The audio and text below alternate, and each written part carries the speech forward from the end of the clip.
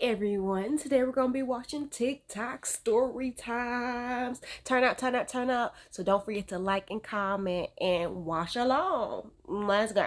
Good morning, you guys. Get ready with me while I do a story time on how my grandma's neighbor, her dad. We just saw a picture of me and my cousin with this girl, and it unlocked a core memory. So growing up, I believe she was like 3 years older than us, maybe like 2 or 3. I'm not quite sure because there was a lot of stuff going on that I'm not going to talk about.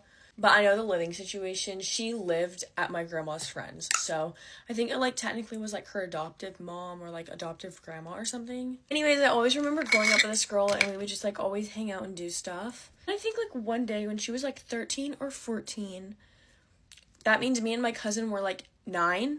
She like stopped hanging out with us and we never saw her and it was never really talked about. And I know a couple of years later, my cousin and I sat my grandma down and we were like, hey, like, what happened to this girl? I'm going to call the adoptive mom Kathy, and I'm going to call the daughter, or whatever the situation was, Rose. So basically, my grandma tells me, okay, Rose had to be sent off to a camp because Kathy found out that she was texting a 19-year-old. And she had him as a boyfriend for like maybe a couple months to like anywhere between a year. And they had been dating, and she was a minor, and he was a legal adult. Can't exactly remember the full story about that, but I do know, I think, like, there was a court trial for that just because it was, like, inappropriate text and stuff like that. But then here it gets down to the crazy part. Kid you not, one day, maybe, like, a year or 2 later, after that happened, so I think at this time she might have been, like, 14, 15, maybe even 16, I don't know how old she is now. I don't want to get into too much of the detail because the whole thing was, like, really, really bad. But basically, there was, like, a whole court case of allegations against Rose's adoptive dad, and it was literally crazy. There was like a whole court case for it. Like now, like the adoptive mom and dad had split up because of this. Like it was a whole thing. Everyone was like crazed about it because there was, I bet you guys can assume the allegations. Literally some crazy stuff. I believe, if I am correct, one day in the courtroom, the adoptive dad literally starts to talk about how he doesn't feel good. And everyone in the courtroom is like, boy, like, you're fine. Like, you have all these allegations against you. Like, we think it's true. The court was going to send him off to prison. At least that's down the road it's looking like. It was pronounced by the courtroom that all that stuff had happened and it wasn't just allegations. And this man was literally so stressed from court and all of the allegations. I am not kidding, this is like so true. He literally had a heart attack from the stress that he was going through. And then he sadly did pass away because of the heart attack, which I feel like is like really freaking sad. Oh my gosh, I'm literally gonna be late to school. Anyways, after he passed away, she did say to the court that it was a false allegation. That everything that she said wasn't true. I'm not quite sure on what was true or what wasn't true, but I do know she admitted to some of the things being a lie. My cousin and I have talked about it, and we personally think it's just because we have always said if those allegations never happened and if none of the lies happened, stepdad never would have even had the choice to have a heart attack or be that stressed out about the situation. Anyways, I literally am running late for school, and I wanted to make breakfast, and now I can't because I wanted to do the story time, but it's worth it because I love you guys. Okay, story time of how my ex-best friend's husband got caught going through my private photos in my fucking phone. Okay, so backstory, we were friends for like almost 8 years. And our husbands, well, my now ex-husband is military, and her current husband is military. So that's how we met. We lived in the same state twice. And at our first duty station, I always had a weird fucking suspicion that this guy went through my fucking phone. The reason I say that is because we have hella kids between the two of us. There was like 7 kids between the two of us, and they were all very good friends. So I would come over there, she would come over to my house, we'd all hang out, the kids would play, yada, yada, yada. So there was one night, and I remember it was Easter, and this was like 3 fucking years ago. And I remember that my kids and her kids just destroyed the freaking bedroom. So being who I am and just doing the right thing, I was helping her clean up. Well, there was in this instance where I left my phone on the counter so that I was helping her clean up, and I was like, oh shoot, let me go check with my husband, again, my now ex-husband. Let me go check with my husband, just make sure everything's okay, because he had our baby back at home. So I go to my phone, and he's in the kitchen, she's in the bedroom and cleaning up, as I was too, and our kids were also in the bedroom cleaning up, helping. I go to my phone, and he's in the kitchen next to my phone washing dishes. washing dishes. And I open my phone and I enter, like I try to do the Face ID and it didn't work. So I went to enter my password and I guess I clicked one of the numbers wrong or something. Well, it locked me out of my phone for 5 minutes. And I was like, that is so weird. Oh, also I forgot to mention that when I came into the kitchen to grab my phone, he was washing dishes and he goes, you scared me. Oh my gosh, I didn't know you were right there. I've been here for 4 fucking hours. So anyways, I go, and he goes, what? I said, my phone's locked for 5 minutes. Like, I've only entered my password in wrong 1 time.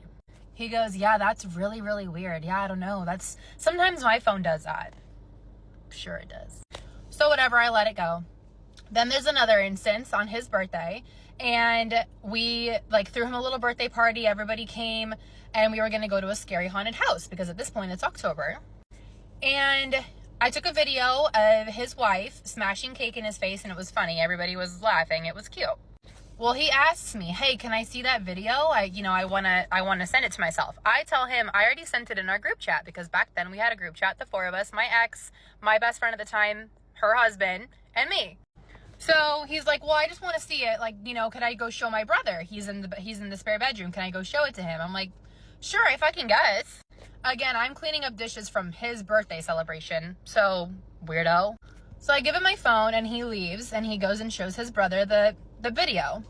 Well, about 4 minutes pass, 5 minutes, and I'm like, all right, where the fuck is my phone?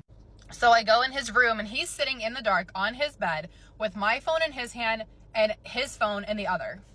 And in my mind, I'm thinking like, what are you? So I asked him, I said, what are you doing?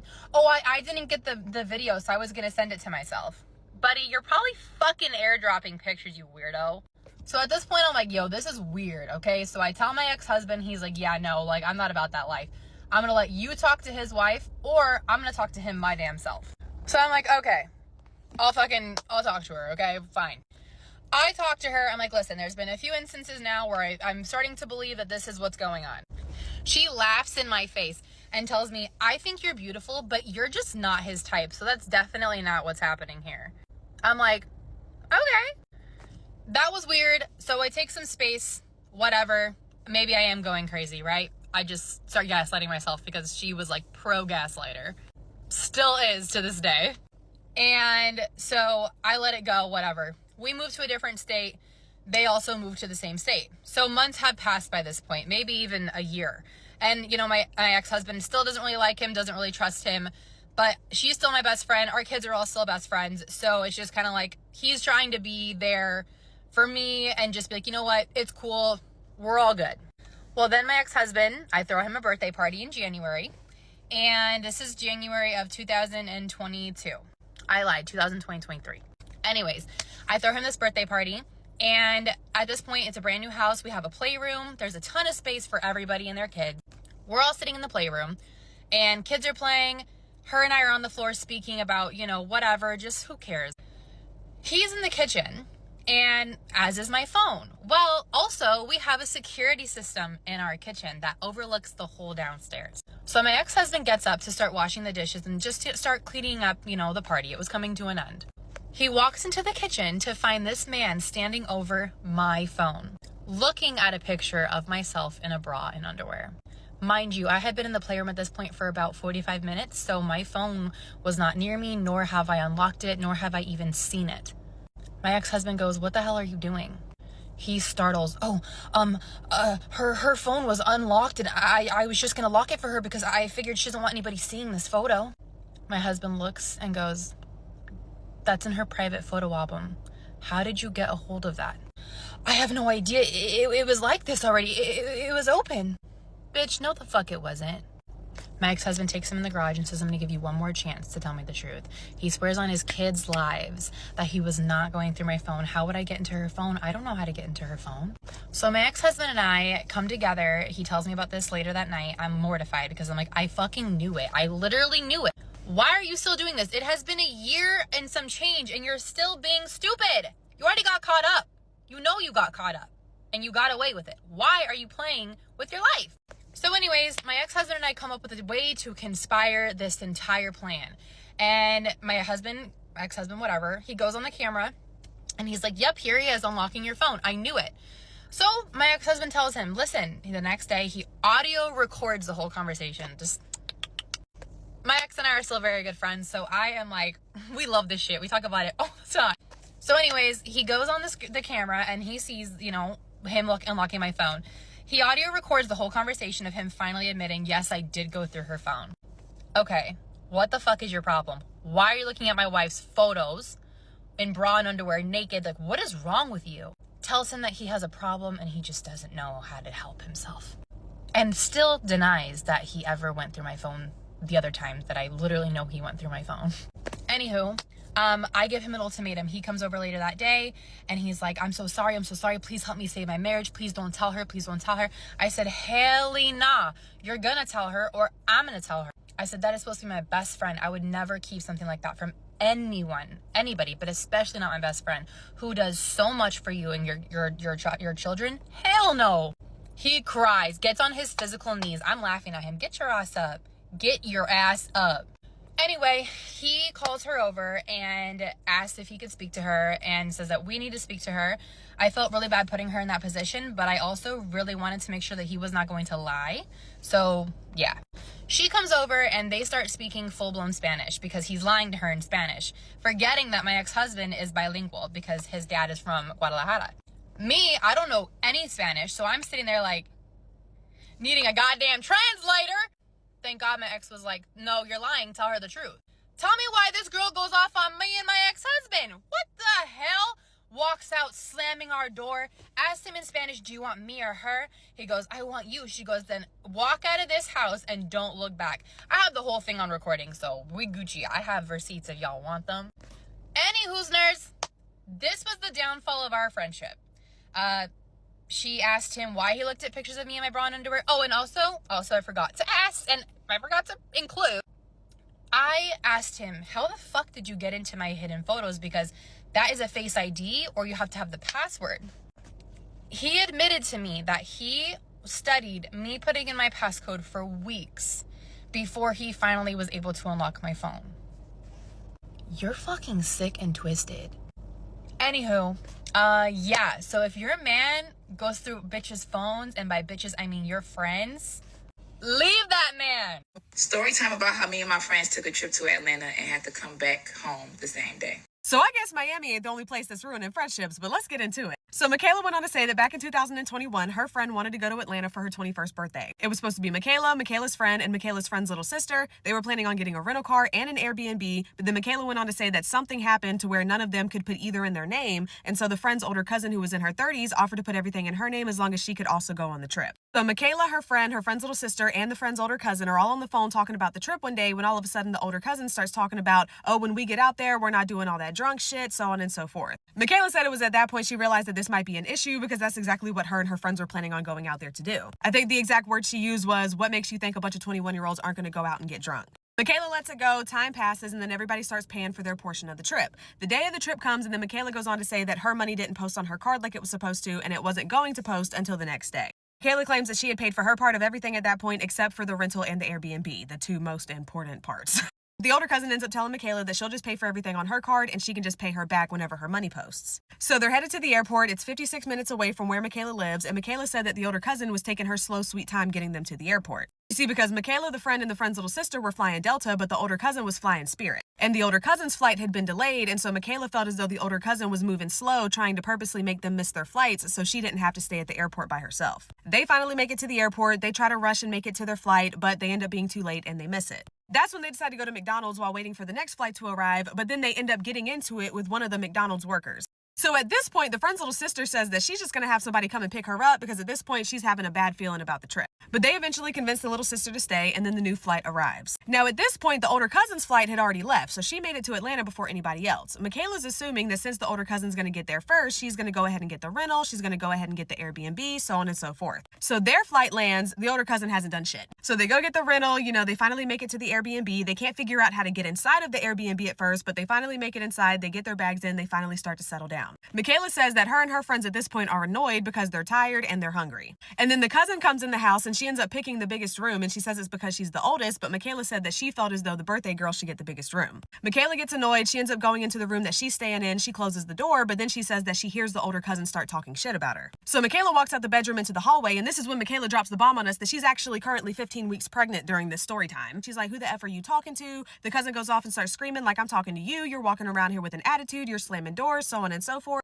And Michaela says that she can slam a door if she wants to because she's grown AF. The cousin tells Michaela that she can get out the Airbnb, and Michaela tells the cousin that she can put her out. So the cousin gets annoyed. She grabs the keys to the Airbnb and the rental, and she leaves. So then they decide to smoke inside the Airbnb, even though they weren't supposed to, as like a form of revenge against the older cousin because it was in her name and she's going to be the one to have to pay the fee. The cousin eventually comes back with food, but she's only got food for herself, which sets Michaela off again. Then the cousin gets mad, asking them if they're smoking inside the house because she can smell it, and Michaela's like, yeah, we are. And so the cousin picks up the phone and calls 911. The cousin's on the phone with the cops telling them that Michaela, the friend, and the friend's little sister all have weapons and are trying to attack her, but Michaela claims that it was the cousin that was actually trying to attack her, and she says that the cousin was in her face telling her that she would beat the baby out of her. The friend ends up taking the rental keys from the older cousin. She tells Michaela and the little sister that they're leaving, but then Michaela and the little sister say they're not going anywhere. The older cousin follows the friend outside of the Airbnb. They tussle and fight over the keys, so on and so forth, the whole debacle. And then eventually, Michaela, the friend, and the little sister agree that they're just going to get an Uber and leave and try to find somewhere else to stay. So they're sitting outside on their bags. Eventually, the older cousin calls some family members or some friends or something and has them call Michaela, the friend, and the little sister to let them know that she said they could come back inside. But at that point, they were over it and they weren't going back in there.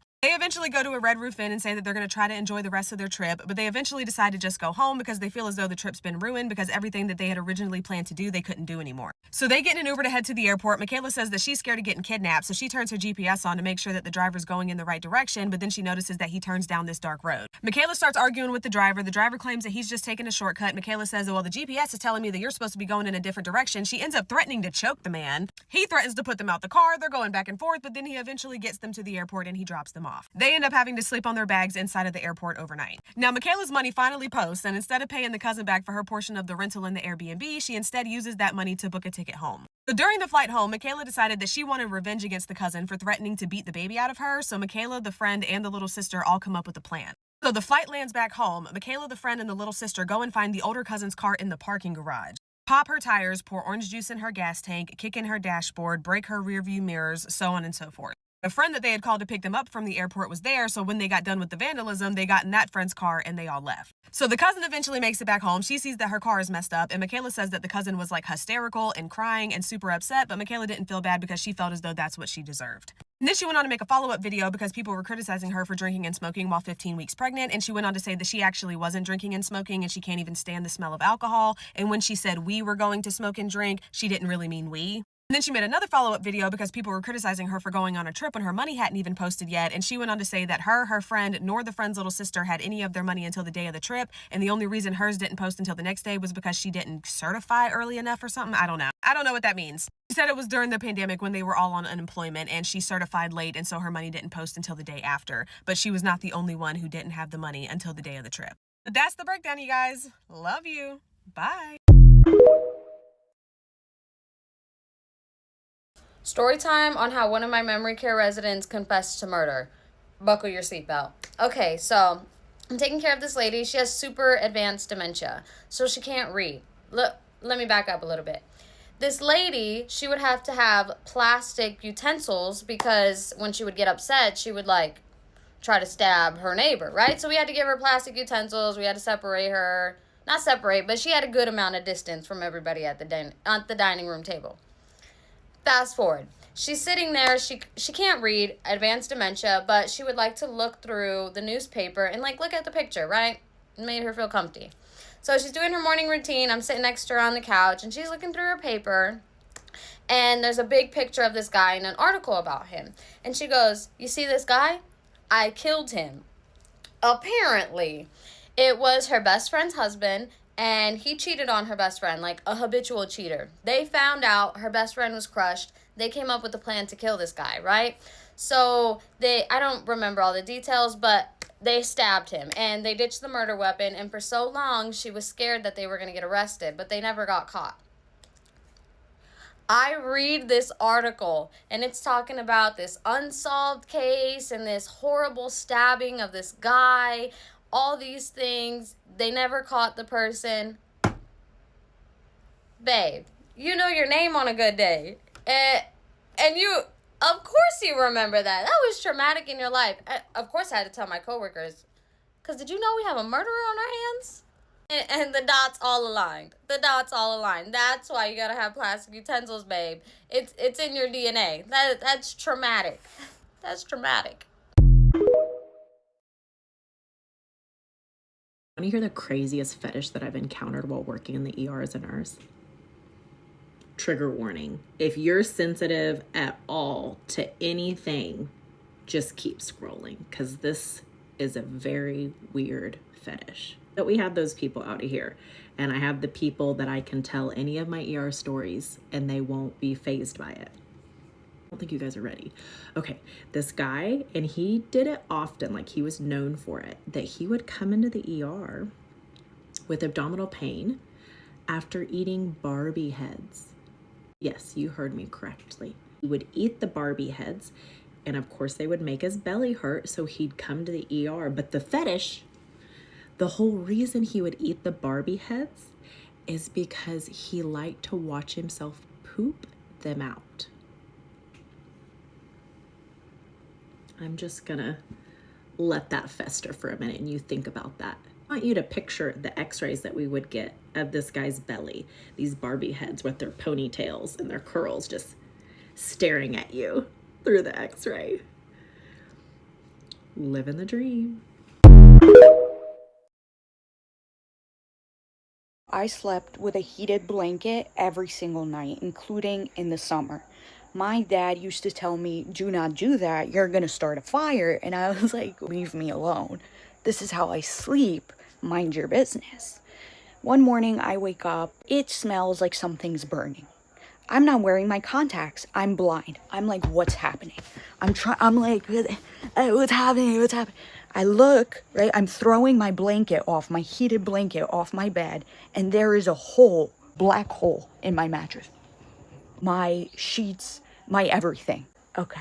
I'm running around my room trying to find my glasses. I'm so confused. It smells like shit.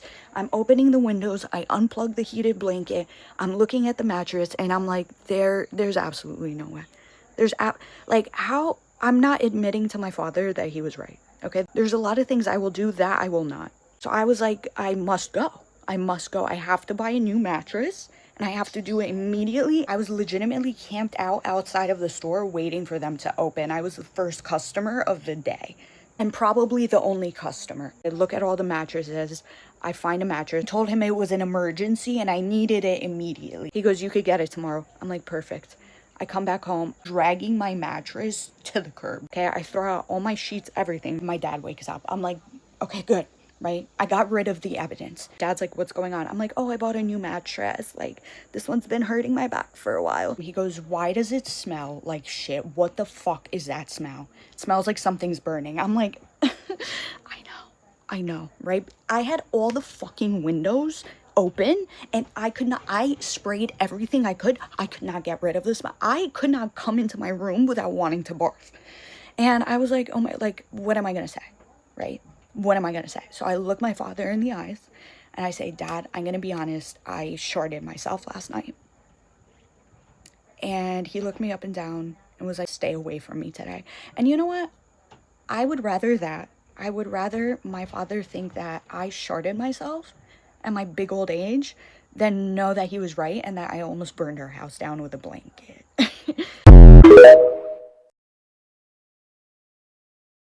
I'm gonna tell you about the time I got robbed. I was working at a gas station. Okay, listen. Are you listening? I was working at a gas station, okay? And I was like 18, bro. I should not have been working overnight at a gas station. If you see me, bro, I'm so little. Especially when I was 18, I was fighting the hell out of depression. I was like 130. Tinty legend. Okay, so what happened was Alice, my boss, we're going to call her Alice for the story, okay? Alice hit me up one day and she was like, hey, girl, can you come and work a double? You know, she knew I loved him hours. I was 18. I was living with my ex. I didn't really like living with him and his mom. And, like, you know, I was looking for any reason just not to be at home. So I was like, hell yeah. You know what? Hell yeah. Well, they usually have me work the evening shift. I work like 2 to 10. Sometimes I'd work the 10 to 6. But this particular day, I was already going in for 2 to 10. So they just asked me to stay. And I was like, fuck it. Yeah. So I did the 2 to 10, right? Everything cool. Smooth day. It's a breeze blowing. You know what I'm saying? It's a nice day. Well, my man came to the store, right? And my man was like, I'm gonna drop you off something. At this point, y'all should already know what I am, so I don't really need to go into fucking details about what he brought me, but he brought me that, okay? And it had moon rocks in it. Alice was cool, so she was like, tend to your garden in the bathroom, all right? Don't, like, try to cover the smell, at least, because the cops do be in here sometimes. And I was like, ma'am, yes, ma'am. And I always did a good job, okay? I always did a good job, except for this particular day. Because that John was loud. So around 8:30, I'm like, you know what? I'm finna go do that. You know what I'm saying? So I go lock myself in the bathroom. I like to slow down. I used to time my little gardening breaks too, because they had cameras and I didn't want anybody to say I was just wasting my time in the bathroom. So I used to time it to the regular average amount time of a shit. So it was about like 8 to 9 minutes. It was that sweet window right there. They couldn't say nothing because I could be like, I was trying to take a shit and I rushed it. You know what I'm saying? So I timed it. I put my little timer on. Reeling that up because I know I'm gonna be here all night. And like, I like to organize when I'm a little zooted, okay? So the cooler was a breeze. So I ended up doing what I did. And then I was like, okay, I'm gonna go back in front of the store. When I go back out in front, I still remember this all vividly to this day. There was a truck already parked on pump 2, okay? And I unlock the door, take the sign down. He comes in from this side. This is my left. He comes in on this side, right? From the right door. Okay, I worked at a Shell for context. And one of those truck stoppy ones where it's like just a building and there's 2 doors, It wasn't shit. From the right side, another guy comes in. The first guy comes in, he pays, he buys a soda, he buys some chips, he pays, he puts gas, he leaves, right? The other guy, he kind of wandered around a little bit, wasn't really buying nothing, just touching something. I am blowed right now, so I am not clearly paying attention to what this man's doing, but like, I know he was just moving around, he wasn't really doing nothing. And then he went to the soda fountain at one point and filled up a cup of orange soda. And he stands in line behind the guy who's paying for everything. The guy leaves, the other guy comes up, and he's sitting there saying, oh, let me get this orange soda. And I was like, okay. He's like, hold on, let me go grab something. And he moves around to the side, okay? And for context, it was like a little island. Think like this. Like a little island like this, okay? And this is where, I just feel like you're not getting it, and I need to explain it. But like, okay, to get behind the counter, it was no door. It was nothing. It was nothing there. Okay, you can just walk right behind that bitch. And this guy goes towards the soda fountain, grabs a lid and a straw, and he walks up towards me, and he says, open the cash register. Y'all gonna make fun of me for this next part? And if my brother was alive to this day, he would tell y'all everything I'm about to tell you is 100% true, because I am a dumbass when I am gardened. Mind you, this entire time, I just mentioned it, but in this entire time, my brother was on the phone, okay? But we weren't talking because there's people in the store and that's considered unprofessional. So I don't think this man knew I was on the phone with somebody, okay? This man walked up to me, he said, open the cash register. And I said, I keep saying these people's names. Anyways, I said, did Alice send you? Future me talking. I asked him if Alice sent him because sometimes Alice sent people to the store to pick up money for the other Shell location, which was like 10 minutes down the street. And like, I put that in there so you can stop typing right now. You can stop typing. That is why I thought Alice sent him, okay? This man looked at me and he said, I don't want to hurt you. Please just open the register. And he reached over, and on the side where I'm standing, because like on the back of me, there's the cigarettes, okay? And he grabs a whole roll of Newport shorts and stuffs them in his pocket. And he says, just open the register. Don't play stupid. And that's when the realization set on me. Like, oh, this man robbing me. And then you hear my brother come in through the phone. Bitch, are you getting robbed? This man grabbed the cash register, snatched it off the counter, and bitch, my phone went flying. And I think I was more mad about my phone. I picked up the phone and I told my brother, I'm like, call 911. And he's like, push the emergency button, dumbass. I hurried up and pushed it. And I'm like, there's nothing. Because I'm thinking, like, there's going to be lights and sirens. Because they always told us, like, do not push this button. You'll be fined. You know? So I thought the button would... I'm 18, bro. I'm 18 at this time. So I don't know shit. But I was like, nothing's happening. And I'm pushing the shit out this button. Like, I'm...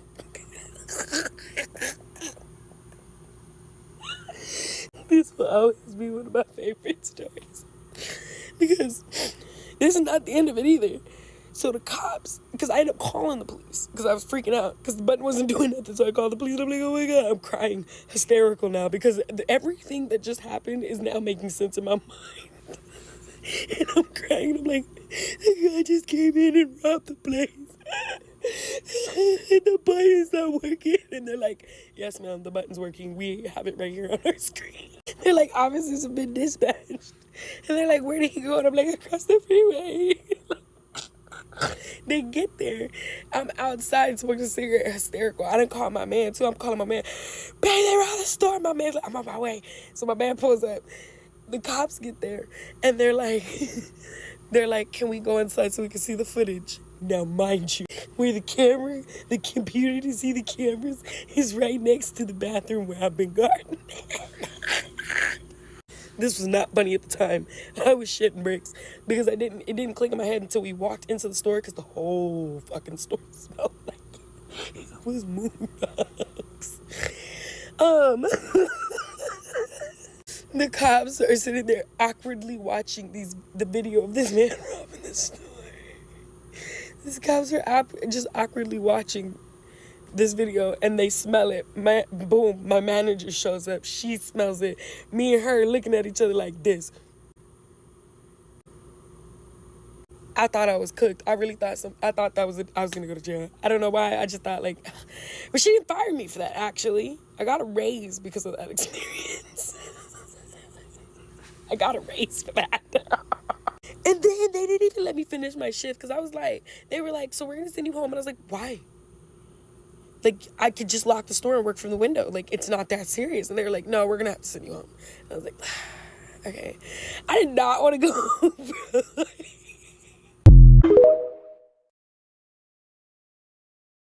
I'm gonna confess something that makes me a really shitty person. So feel free to judge.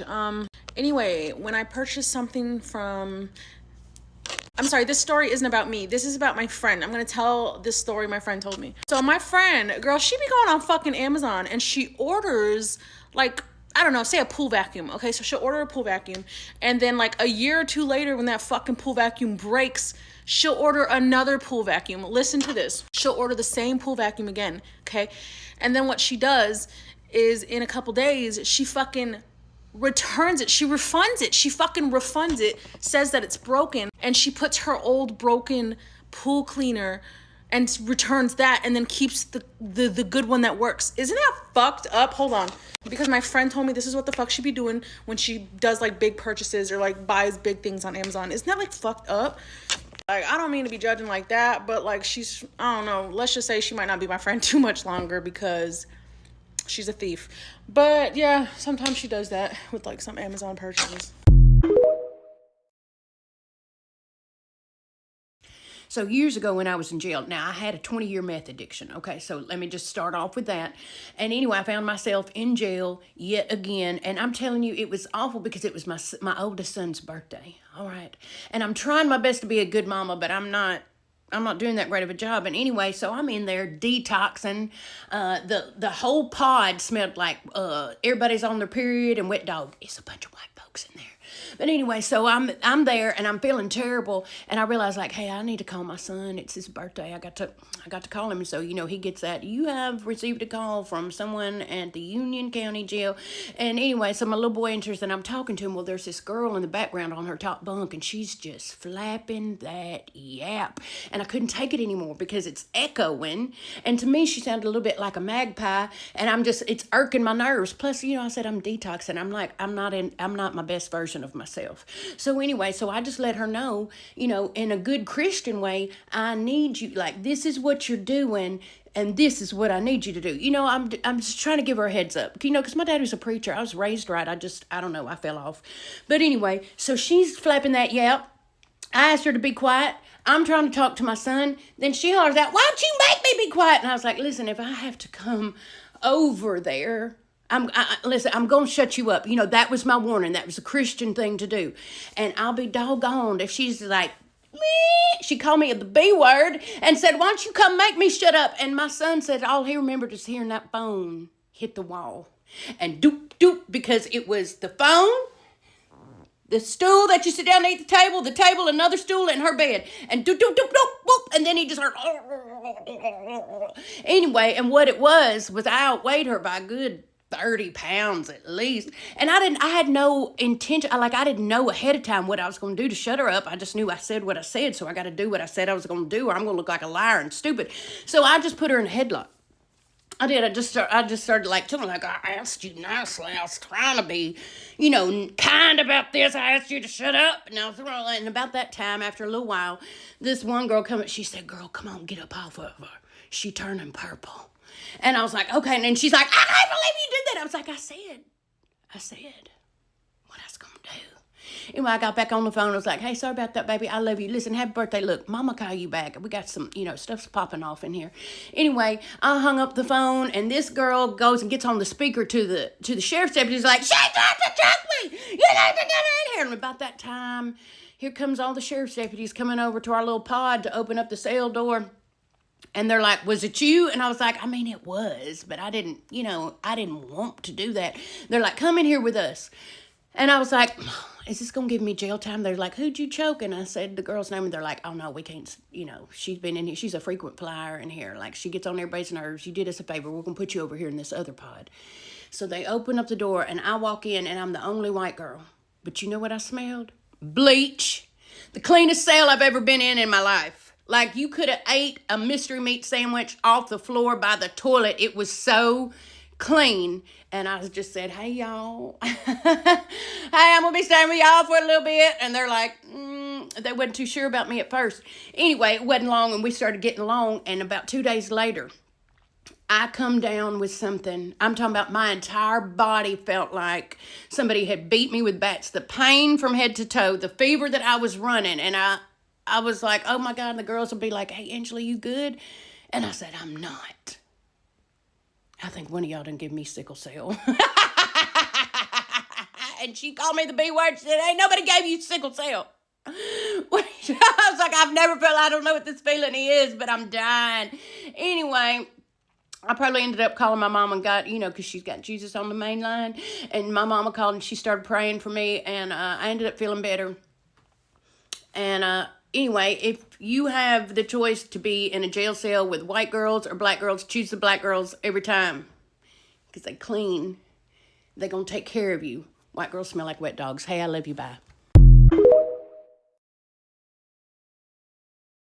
I'm going to tell you guys about the time I made a diss track and got suspended for it. Treat the acne, CeraVe. Okay, so this story starts my sophomore year of high school. And basically this new kid moves to my school, right? Tell me why when this kid comes, he immediately starts being racist. Like, I'm telling you, I could be walking down the hall and he will be making monkey noises as I walk past. So I was already down to throw hands from day one. But the only thing is, this was a boy and not a girl. So basically he can get away with being a bitch. And I couldn't do anything about it. And I just had to clench my fist. Guys, I remember once he texted me on Insta and he literally sent me a gif of like a whip. Like a slave master and a whip. The audacity is crazy. Okay, so the story really starts when one day I was sharing the same class as him and he started to say shit like, oh, where's your dad? Bitch, my dad is right here. Like, what are you actually talking about? But basically, he was like rage baiting me the whole time. I fell for that shit. I was actually trying so hard not to tweak out, like you guys don't understand. It just makes me mad even thinking about it, like I can't. But then basically we leave the classroom and I find him again outside of the class. And I had this little fight video of him in my phone. And so when I find him outside, I show it to him like this. And I can see he gets hella pissed off because in the fight video, he gets his ass beat. Y'all, this man says, show me again. Tell me why he smacks my phone out of my hand and it shatters. So basically, this kid broke my iPhone, right? I'm talking about I can't even use the screen without glass getting in my finger. So I'm like, oh. So then I show him my phone and I'm like, you broke my phone. Are you gonna pay for it? He was like, I'm not paying for that shit. You're not paying for what? So then I took my ass over to the office and I was like, so-and-so broke my phone.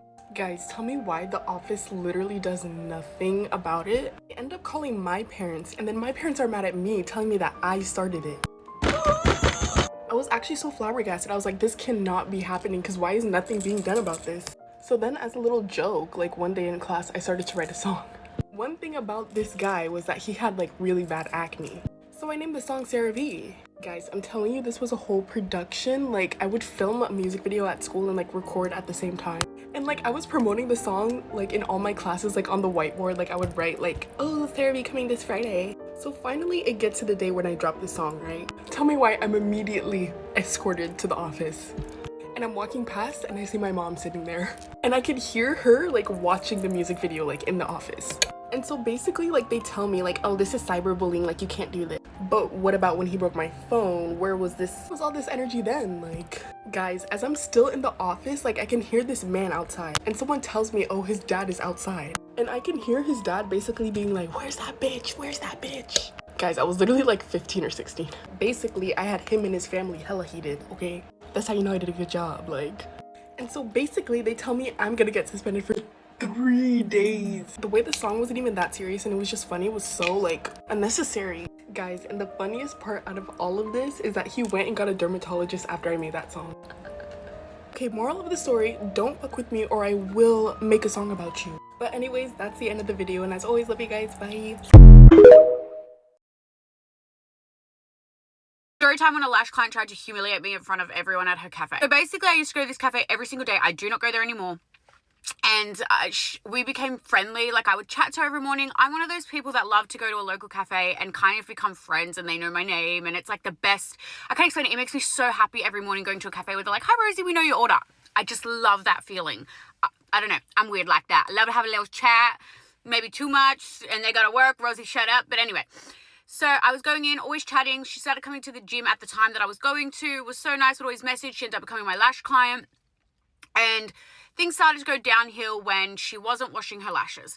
She would come in with black chunks. I don't know if it was mascara, eyeliner, fucking eyeshadow, I don't know. Black chunks. And her lashes, I would brush them and they'd fall off because it had eaten at all the glue and like clogged up all her cuticles. And I was like, your lashes are all going to break. They're so unhealthy. You have to cleanse them. And she would just die on this hill of, but I only wear makeup the last few days before I get them done. And I don't understand how she couldn't understand that is the worst time you could ever put makeup on. You're clogging your cuticles, getting makeup all over them when you're coming in and doing an infill. So you have come in with your lashes at its worst. They're never going to last. And I would cleanse them once or twice. And it was so thick, the build-up, that I could not clean them fully. So her lashes, and I would tell her every time, they will not last. It's impossible. They're sitting on top of makeup. I've cleansed them. The makeup is so built up.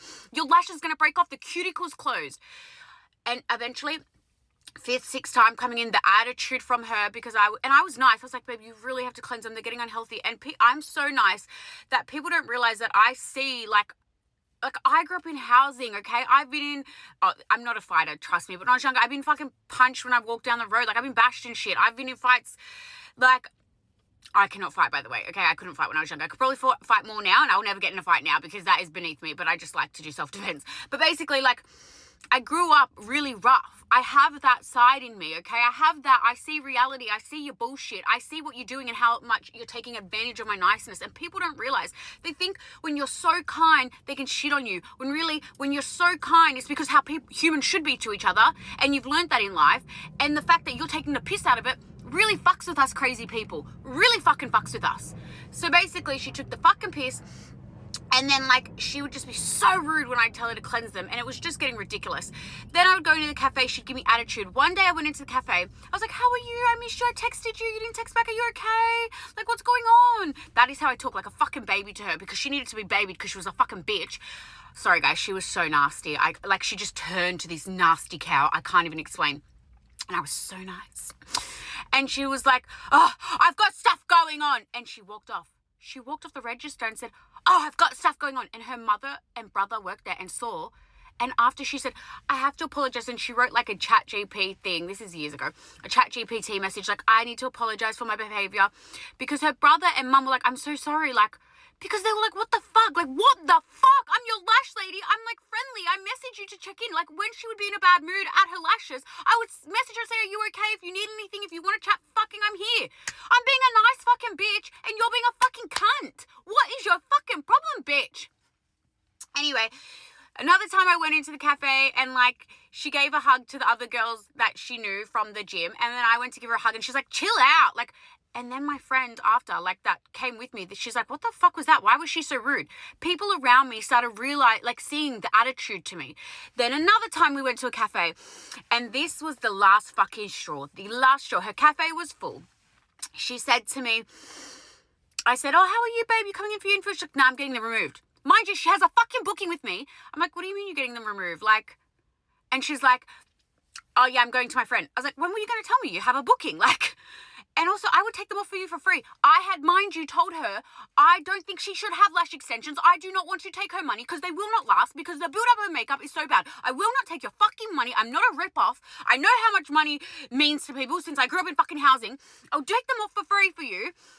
So in her appointments, I was saying, like, if you ever want, I'll take them off for free. Let them breathe because you need to take care of them. Because I had to make it clear, you got to take care of them. They're not going to last. She stood there, she's like, nah, cancel my appointment. The person next to me after was like, oh my God, the way she spoke to you, they were like shooketh. Everyone in the cafe saw she talked shit. She's like, yeah, your lashes don't last. Everyone in her fucking cafe, everyone was, there's a line behind me, like. And then I never went back because I was like, you shit on me, you shit on my business. I tried to be so fucking nice and you shit on me. There's more to it too, because I was like on and off with my ex and I would date. And I was so full on when I dated, as in like I would tell men, unless you're buying me flowers, unless you're buying me gifts, don't fucking talk to me. And I would get flowers all the time. I would get this, that, presents, and she would lose her mind. She would be like so angry and jealous and nasty. And because she would go and see a guy, and this happened on multiple occasions, and sleep with them straight away and wonder why they wouldn't call her. And I would tell her, baby, like, you just gotta like trust me. Men will do anything and say anything to get the bang. Like, don't do it. She didn't fucking listen. She had this weird resentment, hate to someone who gave her so much care. And I hate those jealous, nasty fucking bitches. Anyway, yeah, that's my story. Evil cafe lady.